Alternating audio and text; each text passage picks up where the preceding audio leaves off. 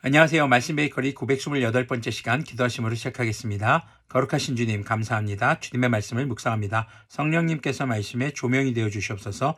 우리 주 예수 그리스도님의 이름으로 기도합니다. 아멘. 네, 오늘 보실 말씀은 마가복음 7장 14절에서 23절까지 말씀입니다. 예수님께서 다시 무리를 가까이 부르시고서 그들에게 말씀하셨다. 너희는 모두 내 말을 듣고 깨달아라. 지금 바리새파 사람들과 예루살렘에서 온 율법학자들과 이야기하고 있는 중이죠. 그들이 예수님께 따지러 왔습니다. 그런데 예수님이 그들을 모이게 합니다. 가까이 와봐라. 지금 이야기의 주도권을 예수님께서 가져가시는 그런 모습을 우리가 볼 수 있습니다. 무엇이든지 사람 밖에서 사람 안으로 들어가는 것으로서 그 사람을 더럽히는 것은 아무것도 없다. 사람에게서 나오는 것이 그 사람을 더럽힌다. 안으로 들어가는 것은 사람을 더럽히지 않는다는 것입니다. 사람에게서 나오는 것이 그 사람을 더럽힌다라는 아주 간단한 지금 말씀을 하십니다. 어떤 고대 사본에서는 이 16절 뒤에 들을 귀 있는 사람은 들을지어다. 한마디로 믿음이 있는 사람들이 이것을 깨달을 것이다 이런 얘기겠죠. 더 곱씹어보고 곱씹어야 한다라는 겁니다. 자, 17절 보면요. 예수님께서 무리를 떠나 집으로 들어가셨을 때에 제자들이 그 비유를 두고 물었다. 제자들도 이게 잘 이해가 안 됐던 모양입니다. 예수님께서 그들에게 말씀하셨다. 너희도 아직 깨닫지 못하느냐?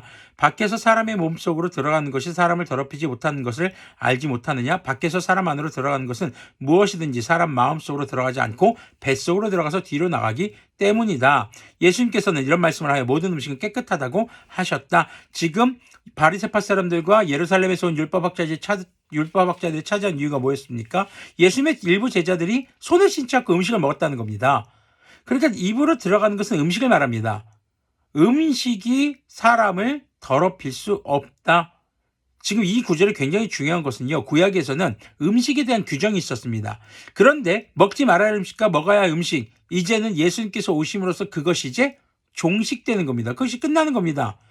먹어야 할 음식과 먹지 않아야 할 음식이 뭐 어떤 동물은 거룩하고 어떤 동물은 거룩하지 못해서가 아니라 하나님은 우리에게 하나님의 말씀에 순종하는 것이 거룩한 것이라는 것을 가르쳐주기 위해서 먹을 수 있는 것과 먹을 수 없는 것을 일부러 구분 지으신 겁니다. 원래 다 먹을 수 있죠. 다 주님께서는 보기 좋다고 하셨고 선하게 창조하셨는데요. 하지만 주님께서는 인간이 죄에 빠졌을 때 그것을 선과 악을 구분하셔서 무엇이 선인지 악인지 바로 하나님의 말씀에 순종하는 것이 선함이라는 것을 가르쳐주기 위해서 이 음식법을 주셨습니다. 그런데 예수님께서 오셔서 사람의 몸속으로 이불을 통해서 몸으로 들어가는 것은 사람을 더럽히지 못한다. 음식은 아무런 관계가 없다라는 것을 가르칩니다. 그러면서 당시 이 유대인들의 장로들을 통해서 주어진 당시 전통 역시도 그것이 너희를 거룩하게 하는 것이 아니다라는 것을 말씀해 주는 것이죠. 20절 보면요. 또 그들에게 말씀하셨다. 사람에게서 나오는 것 그것이 사람을 더럽힌다. 자, 지금 아까 나와서 뱃속에서 들어가서 뒤로 나간다는 그 음식물이 소화돼서 배설물로 나가는 걸 말하는데요. 여기서 나오는 것이라는 건 그 배설물을 말하는 게 아닙니다. 여기서 21절에서 자세한 설명이 나옵니다. 나쁜 생각은 나쁜 생각입니다. 악한 생각입니다. 자, 나쁜 생각은 어디서 나오냐? 사람의 마음에서 나오는데 곧 음행과 도둑질과 살인과 간음과 탐욕과 악의와 사기와 방탕과 악한 시선과 모독과 교만과 어리석음이다. 음행, 음란한 겁니다. 성적으로 타락한 행동이 여기에 해당되는 거겠죠. 도둑질, 남의 것을 탐내는 겁니다. 살인, 다른 사람의 생명을 빼앗는 것입니다. 간음, 성적으로 타락하는 것, 나의 배우자가 아닌 다른 사람을 성적으로 탐내는 것, 탐욕, 욕심 부리는 것, 악한 의도를 가지는 것, 사기, 남을 속이고 자기 이익을 취하는 것, 방탕, 한마디로 거룩하면서 벗어나서 자기 마음대로 죄를 지며 살아가는 것, 악한 시선, 바로 하나님의 말씀을 기준으로 바라보는 것이 아니라 세속적인 기준으로 바라보는 것, 모독, 다른 사람을 함부로 모함하는 것들이 여기에 해당되겠죠. 교만과 어리석음. 자, 이런 악한 것이 모두 속에서 나와서 사람을 더럽힌다라고 이야기하고 있습니다. 오늘 말씀의 제목을 그래서 선입력, 악출력이라고 했습니다. 우리 몸에 들어가는 것, 주님께서 주신 음식들은 우리를 거룩하게, 우리를 악하게 만들지 못합니다. 다만 우리의 생각이 악한 생각으로 가득 차서 악한 말과 악한 행동이 나올 때 비로소 우리가 거룩함을 상실하고 악해질 수밖에 없는, 부정하게 되는, 그렇게 될 수밖에 없는 것이죠.